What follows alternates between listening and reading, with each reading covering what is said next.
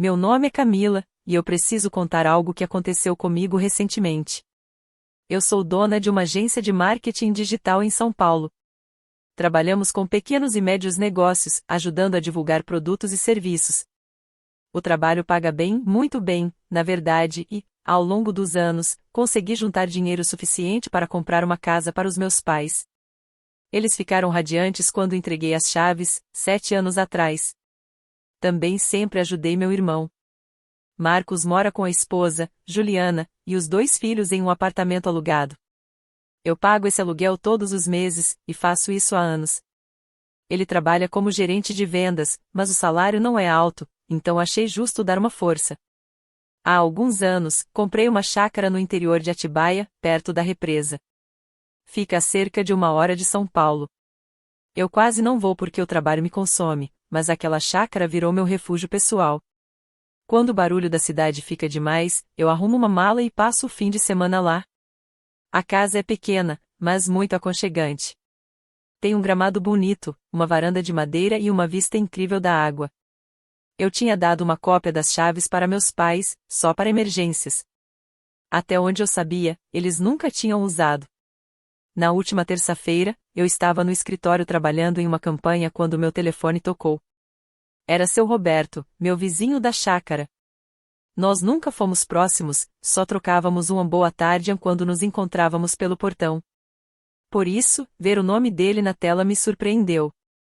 Camila, preciso confirmar uma coisa com você, disse ele. Claro, o que houve? Você vendeu a chácara? Ou tá fazendo obra lá? Eu parei de digitar e fiquei olhando para a tela do computador. Como assim? Eu não vendi nada e não encomendei obra nenhuma. Então, tem gente na sua propriedade agora. Uns pedreiros. Caminhão, equipamento, parece obra grande. Meu coração acelerou. O senhor tem certeza que é lá? Absoluta. Tô olhando para casa agora. Quer que eu mande foto? Por favor. Agora. 1 minuto depois, o celular vibrou. Abri a foto, e senti o chão sumir. Era minha casa, o meu gramado e um caminhão enorme com o nome de uma construtora estampado na lateral. Mas o que realmente me deixou em choque foram as pessoas ao lado da varanda. Meus pais. Meu irmão, Marcos. Juliana. Todos ali, conversando com os operários, apontando partes da casa. Ampliei a imagem e li o nome da empresa. E então me lembrei, eu comprei aquela propriedade, assinei os documentos, paguei tudo. Era meu lugar. Meu refúgio. E alguém tinha iniciado uma obra ali sem minha autorização. Eu não liguei para ninguém. Eu precisava ver com meus próprios olhos. Avisei minha assistente que sairia mais cedo, peguei minhas chaves e entrei no carro. Durante todo o trajeto, tentei encontrar uma explicação. Talvez fosse um mal-entendido. Talvez estivessem só verificando algo. Mas, lá no fundo, eu sabia que alguma coisa estava muito errada. Quando cheguei à chácara, o caminhão da construtora continuava lá. Os trabalhadores carregavam materiais para dentro. Meus pais me viram chegando e vieram andando na minha direção. Dona Helena sorria como se tudo estivesse perfeitamente normal. Seu Antônio parecia tranquilo, como se aquilo fosse a coisa mais natural do mundo. Saí do carro e fui direto ao ponto. O que é isso? O que está acontecendo aqui? Minha mãe respondeu primeiro, ainda sorrindo. Ah, filha, decidimos fazer uma reforma. Expandir um pouco. Quando tudo estiver pronto, o Marcos, a Juliana e as crianças vão morar aqui. Olhei para meu pai. Ele concordou com a cabeça, como se estivesse anunciando a previsão do tempo. Sim, essa chácara é pequena demais para uma família com crianças, então decidimos ampliá-la. Vamos acrescentar mais um quarto e aumentar a área de convivência. Fiquei paralisada. Eles falavam como se estivessem comentando o jantar, não destruindo a minha propriedade. Corri para dentro da casa. Lá dentro, vi que os trabalhadores já tinham derrubado uma das paredes. Havia poeira por toda parte. A obra tinha começado sem autorização, e a chácara parecia um verdadeiro canteiro de construção. Me virei para os meus pais, que tinham me seguido. Vocês perderam completamente o juízo? Essa casa é minha, é meu patrimônio. Vocês não tinham direito algum de fazer isso. Meu pai cruzou os braços. Não precisamos pedir sua permissão. Somos uma família, e você mesma nos deu as chaves reservas. Antes que eu respondesse, Marcos entrou. Ele parecia irritado, como se eu fosse o problema. Camila, para de drama. Você já tem um apartamento grande e caro na Vila Mariana, ganha bem, tem seu negócio de marketing digital. É injusto. Eu sou obrigado a morar com minha esposa e filhos em apartamento alugado, enquanto você tem vários imóveis. Olhei para todos eles, meus pais, meu irmão, as mesmas pessoas que eu ajudei por anos, que eu apoiei financeiramente. E agora estavam dentro da minha chácara defendendo a decisão de tomar o lugar como se fosse deles, sem ao menos me avisar. A raiva cresceu dentro de mim, mas eu sabia que gritar não ajudaria em nada. Saí em silêncio, entrei no carro e fui embora. Pelo retrovisor, ainda vi os três parados ali, provavelmente acreditando que eu iria me acalmar e aceitar tudo. Eles não podiam estar mais enganados. Dirigi de volta para São Paulo, mas não fui para casa. Eu estava revoltada demais para simplesmente sentar e esperar. Precisava agir. Parei em uma cafeteria na Avenida Paulista, abri o notebook e pesquisei o nome da construtora que estava escrito no caminhão. Encontrei o site e o endereço do escritório, ficava ali perto. Peguei meu tablet, onde guardava cópias digitais de todos os meus documentos importantes, incluindo a escritura da chácara em Atibaia, e fui direto para o escritório da empresa. O lugar ficava em um pequeno centro comercial de bairro. Pedi para falar com o diretor. A recepcionista disse que ele estava ocupado, mas expliquei que era urgente e tinha relação com uma obra em andamento na minha propriedade. Ela fez uma ligação, e 5 minutos depois eu estava no escritório do diretor. Ele se apresentou como Daniel Moreira, um homem de meia-idade com cabelos grisalhos. Não perdi tempo. Abri o tablet e mostrei os documentos. Eu sou a proprietária da chácara onde seus funcionários estão trabalhando. Quero saber com base em que essa obra foi iniciada e quem assinou o contrato com vocês. Daniel ficou visivelmente desconfortável. Abriu uma pasta, tirou alguns papéis e disse: Um casal de idosos veio aqui há 2 semanas. Eles apresentaram uma procuração do proprietário. Disseram que eram inquilinos e que tinham autorização para reformar. Você tem cópias desses documentos? Sim, claro. Ele tirou cópias para mim. Bastou um olhar rápido. Havia um documento com a minha assinatura, exceto que não era a minha assinatura. Alguém tinha falsificado. Minhas mãos tremiam. Senhor Moreira, essas pessoas mentiram. Eu nunca assinei essa procuração. Isso é falsificação. Eu sou a única proprietária e nunca autorizei nenhuma obra. Quero que tudo seja interrompido imediatamente. O rosto dele ficou pálido. Tem certeza absoluta? Absoluta. Aqui estão meus documentos que provam a propriedade. Se seus funcionários continuarem, vou responsabilizar a empresa por todos os danos. Daniel pegou o telefone na mesma hora. Ordenou que a equipe parasse a obra, recolhesse tudo e deixasse o local imediatamente. Depois pediu desculpas repetidas vezes. Peguei todas as cópias e saí do escritório. Eu estava dirigindo de volta quando o celular tocou. Era meu pai. Por que os pedreiros foram embora? Perguntou, com uma voz seca, quase autoritária. Porque a casa é minha, e eu não autorizei obra nenhuma. Camila, o que você está fazendo? Nós já pagamos o sinal da obra. Vocês pagaram usando documentos falsificados. Falsificaram a minha assinatura. Isso é crime. E agora vocês vão ter problemas sérios. Você não teria coragem de fazer isso com a sua própria família. Observem. Desliguei o telefone. Minhas mãos ainda tremiam, mas agora era de adrenalina. Liguei para meu advogado, Pedro Almeida, que cuidava de todos os meus assuntos jurídicos profissionais há anos.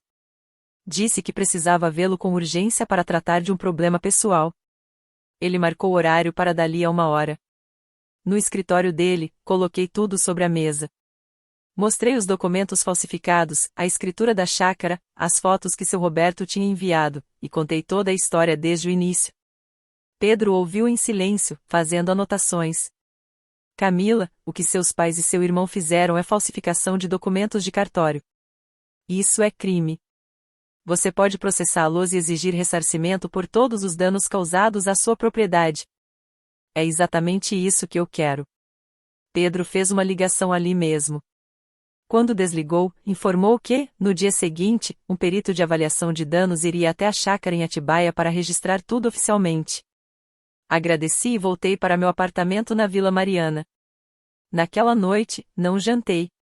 Fiquei sentada no sofá, revivendo cada detalhe. Me senti atraída. Essas eram as pessoas que eu tinha ajudado durante anos, e elas tinham cravado uma faca nas minhas costas. No dia seguinte, me encontrei com Pedro novamente. O relatório já estava pronto. O perito tinha registrado tudo: o gramado destruído, a parede derrubada, a construção irregular que haviam começado sem autorização. O valor total dos danos, R$ 15.000. Temos um caso muito sólido, Pedro disse. Mas preciso perguntar, você tem certeza de que quer continuar? São seus pais. Absoluta. Respirei fundo. E tem mais uma coisa com a qual preciso de ajuda. Abri outra pasta. Dentro estavam todos os documentos da casa onde meus pais moravam, a mesma casa que eu tinha comprado para eles 7 anos antes. Eles viviam ali sem pagar aluguel, apenas contas básicas. Eu pagava IPTU e todas as despesas pesadas. Essa casa sempre foi minha. Eles só moram lá porque eu permiti. Agora eu quero tirá-los do imóvel. Pedro analisou calmamente. Está tudo em ordem. A casa é sua. Não existe contrato de aluguel. Legalmente, você pode pedir o imóvel de volta. Tem certeza? Completamente. Ele pediu 30 minutos. Preparou uma notificação de despejo, com prazo legal de 30 dias para desocupação. Imprimiu, assinou e colocou nas minhas mãos. Guardei na pasta junto com o relatório do perito e fui para casa esperar. Naquela mesma noite, minha mãe ligou. A voz dela estava fria. Seu pai e eu estamos muito decepcionados com você. Precisamos conversar. Amanhã haverá uma reunião de família aqui em casa. Você deve comparecer. Eu já imaginava como seria. Eles iriam tentar me envergonhar, me manipular, me culpar. Pretendiam fazer com que eu desistisse do processo e entregasse a chácara para eles. Mas meus planos eram outros. Estarei lá, respondi. Ótimo. E, Camila, comporte-se de maneira adequada e razoável amanhã. Não se preocupe. Eu vou me comportar muito bem. Desliguei o telefone com um sorriso. Eles realmente acreditavam que eu iria recuar. Não faziam ideia do que eu estava levando para essa reunião. Passei o resto da noite revisando os documentos, organizando tudo. O dia seguinte prometia. Quando chegou a hora, dirigi até a casa dos meus pais, ou melhor, a minha casa onde eles moravam. Estacionei na garagem e respirei fundo antes de descer. Carregava a pasta firmemente sob o braço. Ao entrar, todos já estavam lá. Dona Helena e seu Antônio sentados no sofá grande. Marcos e Juliana ao lado deles. Todos me olharam com a mesma expressão, desaprovação misturada com fúria. Haviam colocado uma única cadeira para mim, de frente para eles, como se fosse um tribunal. Eles os juízes e eu a acusada. Sentei e coloquei a pasta no colo. Ninguém cumprimentou. Ninguém perguntou se eu estava bem. Meu pai começou.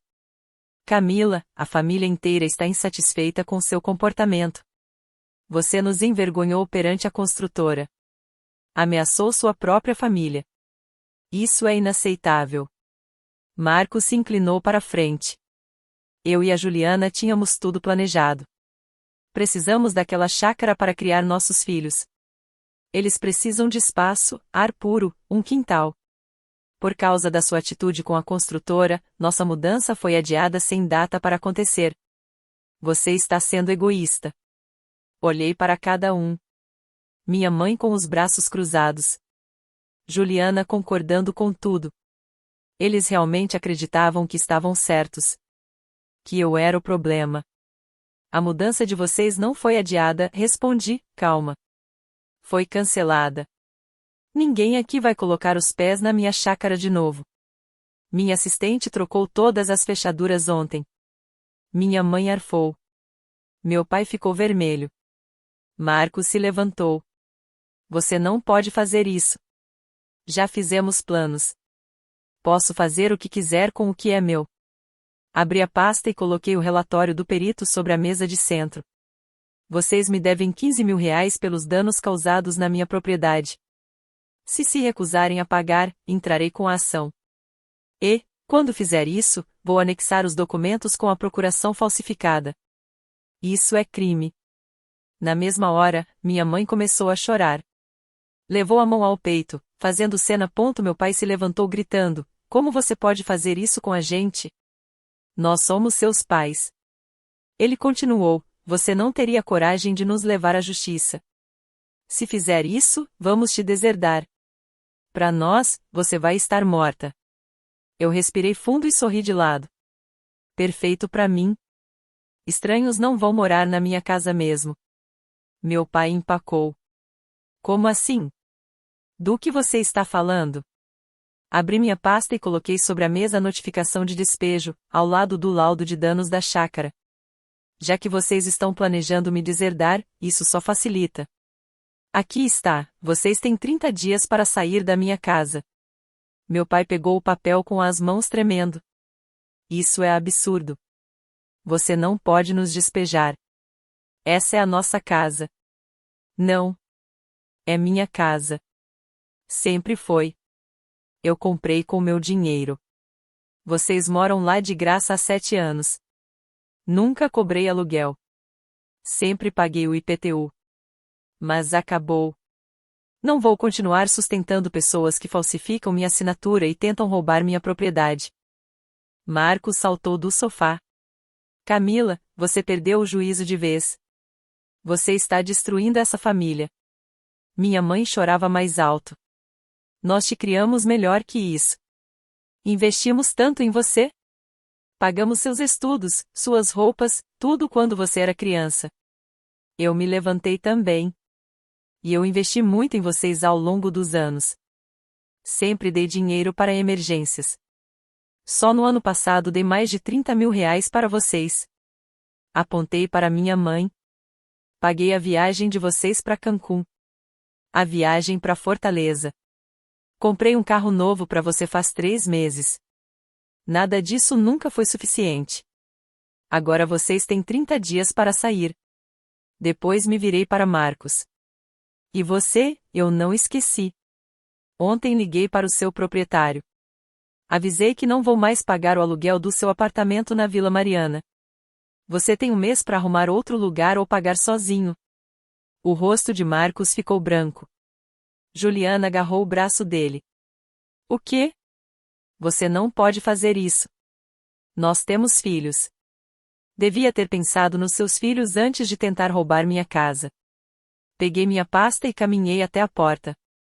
Atrás de mim, todos começaram a gritar ao mesmo tempo. Meu pai me chamando de ingrata. Minha mãe soluçando como se estivesse desmoronando.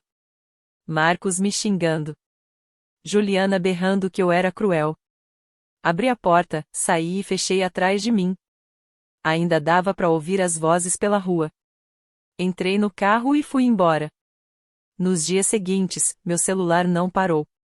Meus pais, Marcos, Juliana, ligações, mensagens, áudios. Primeiro xingando, depois implorando, depois xingando de novo. Li algumas e bloqueei todos. Eu já tinha dito tudo naquela reunião. Uma semana depois, minha prima Raquel me ligou. Camila, o que está acontecendo? A Juliana postou algo sobre você e está repercutindo muito. Agradeci e desliguei. Abri minhas redes sociais e encontrei o post. Juliana tinha escrito um textão dizendo que eu tinha enlouquecido, que estava destruindo a família, que estava despejando meus pais idosos da própria casa, e que por minha vingança a família dela também poderia ficar sem teto. Ela me pintou como um monstro. Havia centenas de comentários. A maioria de desconhecidos me xingando, dizendo que eu era fria, que família vem primeiro, que eu deveria ter vergonha. Alguns escreveram que eu merecia terminar sozinha. Mas eu não ia deixar que eles controlassem a história. Comentei no mesmo post, contando a verdade. Expliquei que a chácara em Atibaia era minha, e que minha família tinha falsificado minha assinatura em cartório para iniciar uma obra sem autorização. Contei que comprei uma casa para os meus pais e deixei que morassem lá de graça por 7 anos. Contei que paguei o aluguel do Marcos por anos. Depois anexei prints, documentos da escritura no meu nome, comprovantes de transferência, tudo. A reação foi imediata. Meus tios começaram a comentar. Minha tia disse que meus pais sempre afirmaram que a casa era deles. Meu tio contou que meus pais diziam que eu nunca ajudava financeiramente. Outros parentes começaram a escrever que Marcos era ingrato, que meus pais sempre mentiram para a família inteira. Juliana apagou o post em menos de 1 hora, mas os prints já estavam circulando. Depois disso, bloqueei toda a família nas redes. Mesmo assim, eles não desistiram. Alguns dias depois, meus pais apareceram no meu prédio. O porteiro me ligou, e eu pedi para não deixá-los entrar. Eles voltaram mais 2 vezes naquela semana. Em todas, recusei vê-los. Marcos também veio uma vez, junto com a Juliana. O resultado foi o mesmo. Finalmente, minha mãe deixou um bilhete com o porteiro, dizendo que eles queriam conversar e resolver tudo. Respondi apenas que, a partir daquele momento, qualquer contato seria feito somente pelo meu advogado. 2 semanas depois, o Pedro Almeida me ligou. Seus pais me procuraram. Chegaram a ameaçar abrir um processo contra você. Ele disse que explicou para eles que não tinham a menor chance de ganhar. Mostrou a procuração falsificada, o laudo do perito, tudo. E eles recuaram rapidamente. Ótimo, respondi. E sobre os 15 mil? Eles não mencionaram, mas deixei claro que, se não pagarem, você seguirá com as acusações criminais por falsificação. 1 mês se passou. No último dia antes do prazo do despejo, 15 mil reais apareceram na minha conta. A transferência veio do meu pai. Sem mensagem, sem explicação, só o dinheiro. 3 dias depois, Pedro confirmou que meus pais tinham saído da casa. Contratei uma empresa de limpeza e, em seguida, coloquei o imóvel para alugar. Em 1 semana encontrei inquilinos, um casal jovem, responsável, que pagava em dia e cuidava da propriedade. Soube algumas coisas sobre minha família através de parentes que ainda falam comigo. Minha prima Raquel contou que meus pais alugaram um kitnet simples na periferia de São Paulo. Meu pai teve que voltar a trabalhar, mesmo já tendo idade de aposentadoria, porque a pensão deles não cobria aluguel e despesas. Minha tia comentou que Marcos e Juliana deixaram a cidade. Como não conseguiam pagar aluguel em nenhum bairro decente, foram morar em outro estado, perto dos pais da Juliana. Quando ouvi isso, não senti nada. Nem culpa, nem satisfação, nada. Já se passaram 6 meses desde aquele dia na chácara em Atibaia. Continuo administrando minha agência de marketing digital. Os negócios vão bem. Volto à chácara às vezes, nos fins de semana. O gramado novo está crescendo bonito. Contratei profissionais para consertar o muro de forma adequada e remover a construção irregular que haviam começado. A casa voltou a ser como era antes, talvez até melhor.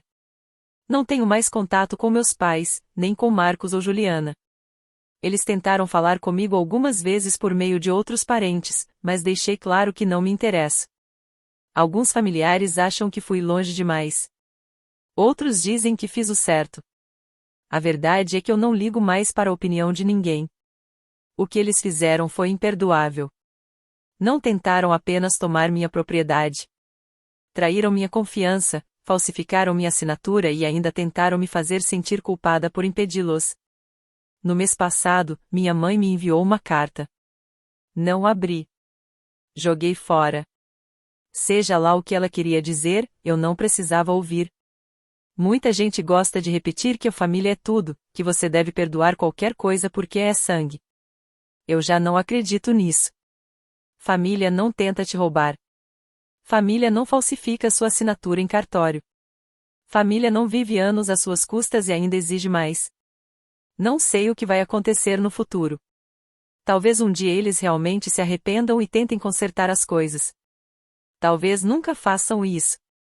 Agora, eu não estou pronta para reconstruir nenhum relacionamento. Não estou pronta para perdoar, nem para esquecer. Eles fizeram suas escolhas e agora vivem com as consequências. Eu fiz as minhas também. Protegi o que era meu e me defendi. Às vezes, tarde da noite, me pergunto se fui uma pessoa ruim pelo que fiz. Mas então lembro deles, em pé na minha casa, defendendo o direito de tomá-la de mim. Lembro da assinatura falsificada. Lembro de Marcos dizendo que eu estava sendo dramática. Lembro do meu pai me ameaçando. E paro de me perguntar: eu fiz o que precisava fazer? Essa é a minha vida agora, e eu estou em paz com isso.